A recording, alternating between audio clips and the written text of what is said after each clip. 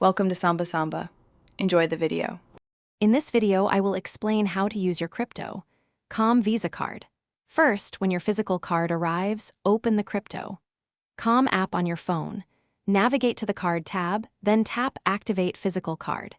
You will need to enter the CVV code from the back of your card and then set a secure PIN, which can be 4 or 6 digits depending on your region. Your card is now ready to use. To use your crypto, Calm Visa card, you'll need to add funds. You can easily top up your card from the Card tab in the app.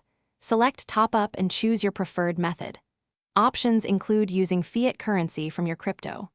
Calm Fiat Wallet, converting over 100 supported cryptocurrencies to fiat, or instantly topping up with a credit or debit card.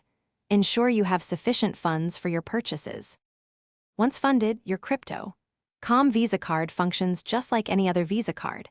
You can use it for online shopping, in-store purchases, and ATM withdrawals. Simply swipe, insert, or tap your card at any merchant that accepts Visa. Remember, you can earn valuable CRO rewards on eligible spending, with percentages varying by card tier.